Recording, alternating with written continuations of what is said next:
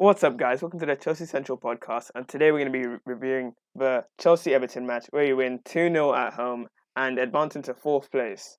So Havertz gets a deflected goal, which is giving us an own goal, and also wins a penalty to allow Jorginho to slot home a penalty, and we win 2-0. Byron, what do you think about the match? All right, it was a very, very good game. We definitely dominated the game there, and we'll move to the first half. And I think we started quite well in the first half, containing a lot of the play of the ball and possession as per. I saw quite a lot of times Everton actually pressing mainly Jorginho Kovacic in the middle with quite a few players and man marking, but this allowed long balls to go over the defence, which we saw when AC made the long ball to Alonso who hit the post, and Alonso actually had a good game there. This continuous man marking actually led to Chelsea's first goal, and it was a nice link up between Odoi, Alonso, and Havertz. But overall, the first half was just much of a chess game to try and break the defense, but it worked. However, we did sometimes got caught losing the ball, but Everton didn't make anything out of it.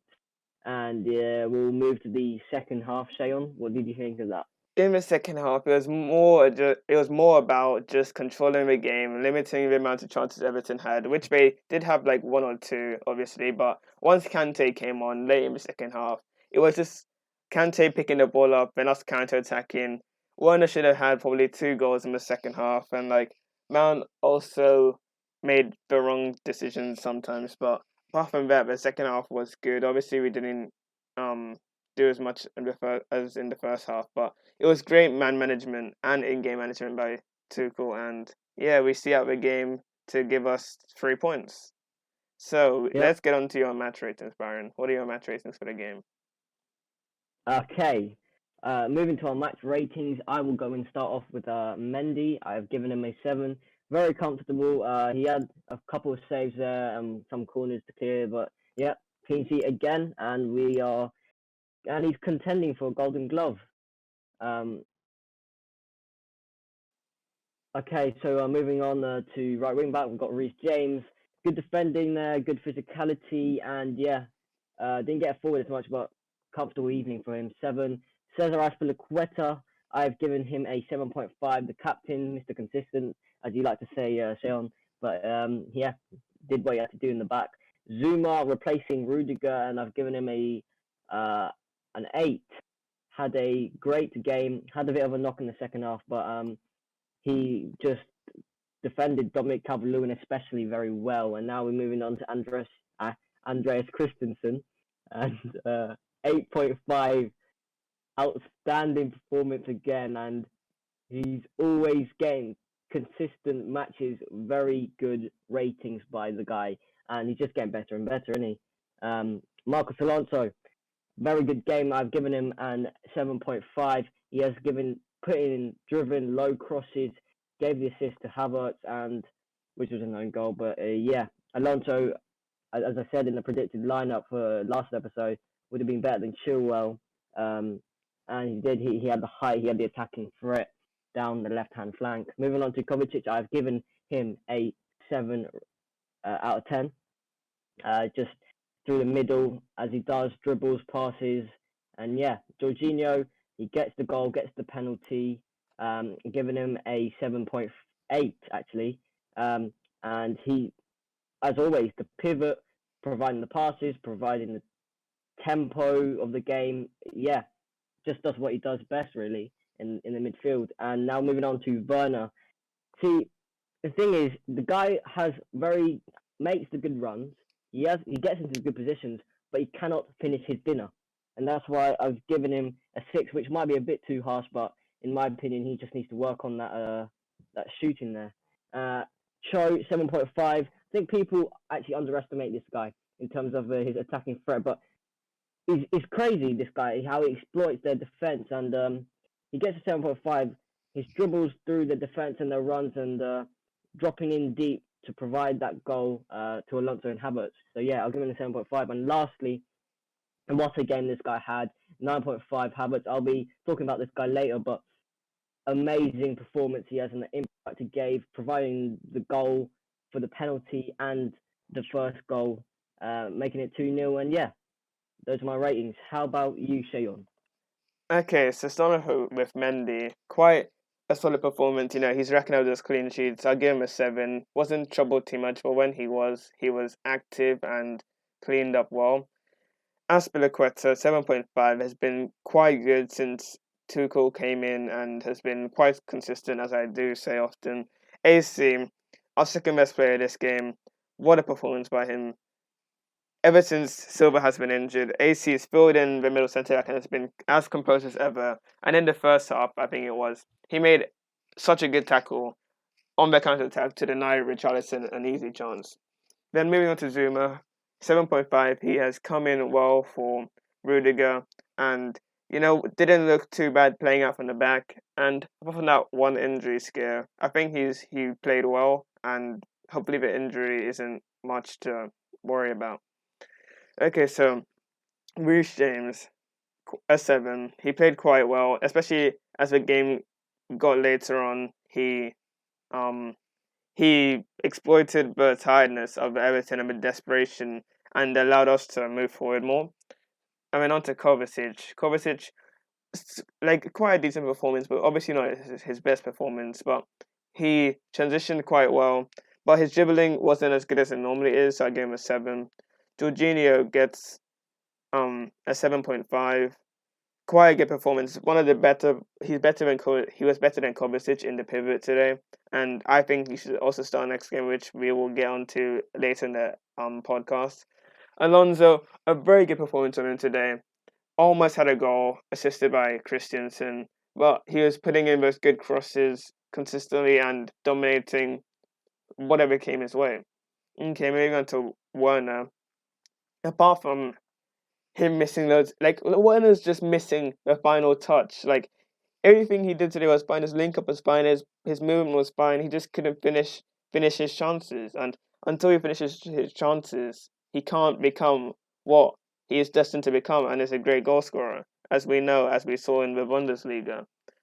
Then moving on to Hudson Odoi, 7.5. He should have had an assist on Havertz, which got ruled out for supposed handball, even though what they used as handball was what they used to rule out Werner's goal, which makes no sense to me, as you apparently can score with that part of your body, but when Havertz used it to chest down, it was ruled out.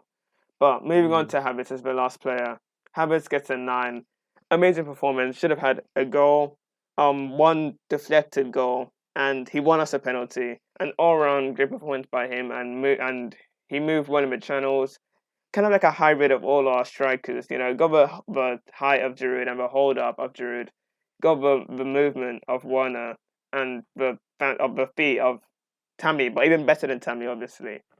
So that rounds up the match ratings. And speaking of match ratings, can we talk about how I got the prediction last week? Spot on. So I predicted 2-0, as you saw in the last episode. Brian, what did you predict? I predicted a 2-1, but close. It was close. It was Fair play to you, close. Keon. Yeah. Okay, now we can move on to individual performances. I heard you wanted to talk about habits, so I'll let you get on with that. Yeah. And wow, this guy. I think a lot of Chelsea fans wanted to see him play as a false 9, and today was the day that actually happened. And wow, we saw him do what he did at Leverkusen in the Bundesliga, racking up those goals and assists. Sometimes as false 9. And yeah, the impact he gave to this game was astonishing. A tall striker with great movement, pace, and link-up play was basically why was the reason why we won the game. He basically gave us the goals. The first goal, he scored, and I think it was going wide, but who cares? We take the goal. The second one, penalty, and the third one, he could have got another goal there, but it got disallowed by VAR. But yeah, Havertz amazing, and if you're looking at our striker options, and we're thinking to ourselves, oh, we've got a tall, fast striker, but faster than Giroud, Tammy, and he's technical, right? He can touch it down as we saw in that VAR decision, and he can score, he can shoot. very well. We just need to be on that form and that confidence, which will potentially make him a very good striker, false nine, whatever, uh, in the following years. What do you think? Do you want to pick out anyone from this game today, show? I think Havertz was the main stand-up performance. I don't think there's Yeah. anybody else to pick out really. So, do you think it was a penalty, Baron? All right. Uh, this was a 50-50, man, because the angles, um, yeah, some angles say yes, some angles say no, but I, I've got no clue, to be honest, man. I think it wasn't a You penalty. think it wasn't a penalty? Well, I Yeah. think Havertz gets there before Pickford, touches it around Pickford. Pickford knocked, like, obviously makes contact with Havertz, and it's quite a clear penalty to me. But the more controversial decision this game was the disallowed goal for handball. What do you think about that one?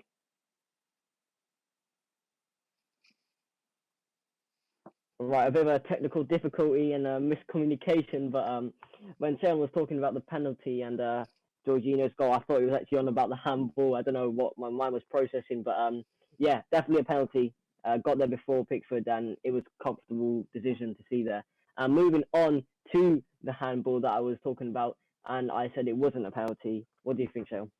I think we have seen votes given as disallowed obviously, but I think as they use that point on Werner's um t-shirt against Liverpool as to rule his goal as offside, Havertz used that position, who that point on his arm to control the ball down and score.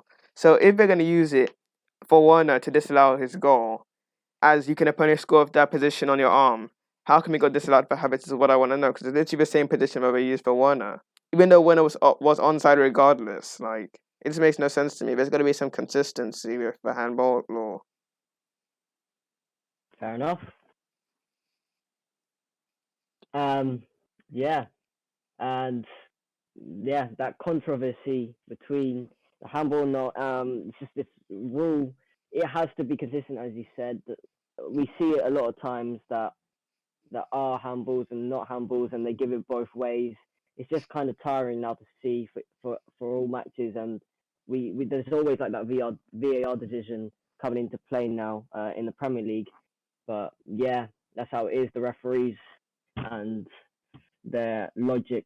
But moving on to the managerial decisions by Tuchel. Did he make the right decision today in terms of substitutions and his starting lineup, Sharon? He got everything spot on today. He was literally faultless as a manager. In-game substitutions were great. Starting lineup was great. Alonso neutralized the tall Everton attack, and Zuma helped with the tall Everton attack.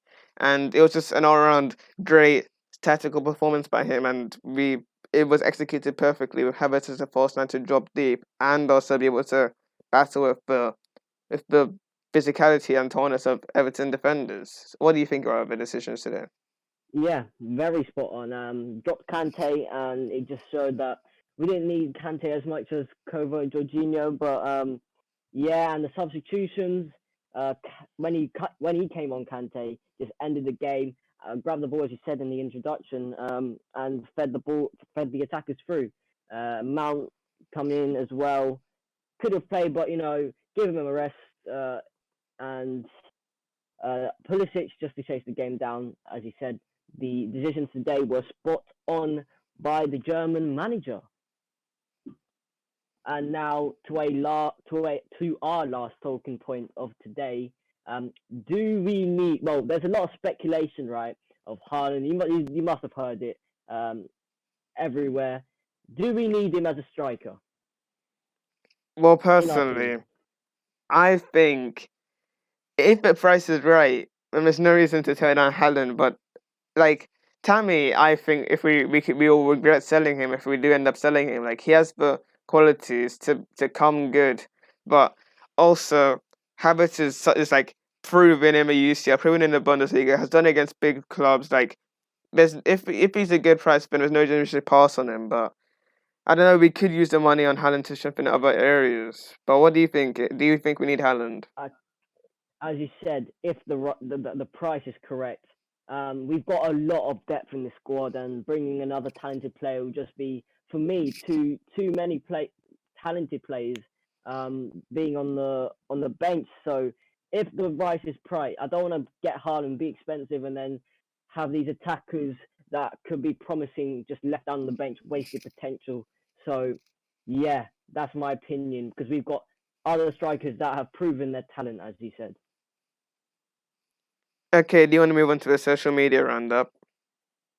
Yep, let's go into it. As always, our social media plug, hit the link down in the description to follow our Twitter, TikTok, Facebook, and Instagram.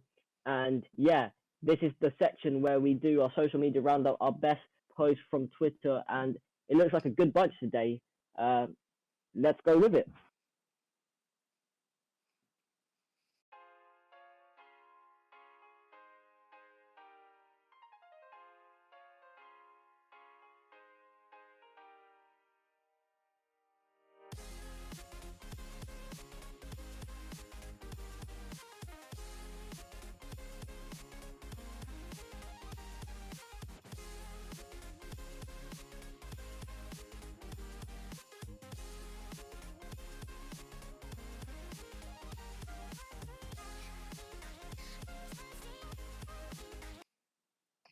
So, after my social media roundup, let's move on to talk about the Leeds match, which kicks off as an early kickoff on Saturday on the 13th of March. It's a must-win for us in the title race, and if we play our cards right, it can end up like how Leeds normally. It's either Leeds win big or they lose big, and hopefully we'll be the ones winning big against Leeds. What do you think about the Leeds match, Baron? Yeah, definitely. As you said, win big or lose big. Leeds are a very attacking-minded team, so we have to actually watch out. The mid-table right now, they're losing against West Ham at the moment at half-time 2-0. But yeah, it is a must-win. We have to rack up those points to contend high as possible in the table. And yeah, we could struggle. We could be comfortable. I feel like we'll see a bit of rotation in the squad, but yeah, we have to win this game. So, Baron, what's your predicted lineup for the Leeds match? Right, predicted lineup. We've got Mendy in goal, the Beast. Back five, I've gone for Reece James, Asti, AC, and Rudiger, Alonso. I feel like Rudiger will come in for Zuma. I feel like he's got a knock, Zuma, and a bit of rotation. He's suited more, I guess, as a defender, that left centre back position than Zuma. So yeah, for the midfield, I've gone for Jorginho, pivot master, and Kante. I feel like he'll be good trying to break Leeds' attack down very well and try and feed the attackers through to the goal. Yeah, so I've gone for Jorginho and Kante in the middle. Cams, I've dropped Werner, put in Mount, who was dropped today. But yeah, Werner missed quite a few, and I feel like Mount will come in again. And Cho had a good game, showed his attacking threat and his dribbling technicality. And up front, if Havertz is dropped, it will be the most harsh thing I've ever seen. But yeah, he has to stay, in my opinion. And Havertz is the false nine in the starting 11. So coming to you, Shayon, what is your lineup against Leeds? So, I'm going to go for the exact same lineup as you. Mendy, Aspilicueta, AC, Rudiger, Reece James, J5, Kante in for Kovacic, as Kante will be able to break up their counter-attack and attacking capabilities, as Leeds is a very attacking-minded team. Alonso, as Leeds is also very physical and have quite tall players. Mount, as he got rested for this game, has to start next game. Otherwise, him being rested for this game would have made no sense whatsoever. There's no way Havertz gets dropped after this performance. Then lastly, I think he'll be Cho, as he did put in a good shift today. Should have had an assist for Havertz, but Cho's the one person in the front three who could be dropped down, in my opinion, for maybe Werner or something. But apart from that, yeah, that's the lineup for the Leeds game. I just want to mention this guy. He changed his lineup because he realized Mount was rested, and he saw my lineup and was like, "What?" So yeah, it's the exact same lineup, and yeah, Seon. Man, That was man has to expose me like that, you know. Well, I that's forgot man okay. was rested for this game. I mean, if he was rested for this game, there's no reason why our best player wouldn't start the next game. So, Yeah. okay, Fair enough. so Brian, what do you think about what do you think the score prediction is for the Leeds game? Okay, so I have gone for a 3-1. As I said, it will be an attacking-minded side we are playing, and so I feel like we'll concede a goal. But yeah, 3-1 to Chelsea. Mount, Havertz, and Hudson and Odoi getting a goal each. And for their side, I feel like Rafinha will get a goal. Tricky skills. I don't feel like Bamford will get that. Will have him defended really well, and yeah, I feel like the tricky skills would make us concede a goal like we saw against Wolves, Jota. The tricky skills, and yeah, 3-1 Chelsea Leeds. How about you, Shayon? This is similar to our score predictions for this game. I'm gonna go for 3-0.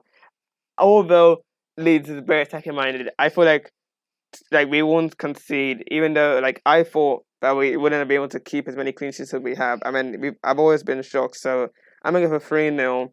Havertz, J5 with a penalty, then Hudson Odoi. Yeah, that's my score predictions for the Leeds game. Fair enough. Yeah. All right, and I think we have reached the end of our podcast. If you're still watching, thank you for watching and keeping till the end. Make sure you go to the description below, press the link. Who was our man of the match today in the Google Forms? We can see your responses, and it'll be nice to see your feedback. Press the link in the bio description to look at our socials. All of our socials there, we post content. That will be it. Like, subscribe, do whatever you want. Support the channel, and we have been your hosts, Byron and Shayon. We will see you in the next match review. Thank you guys for watching, and bye.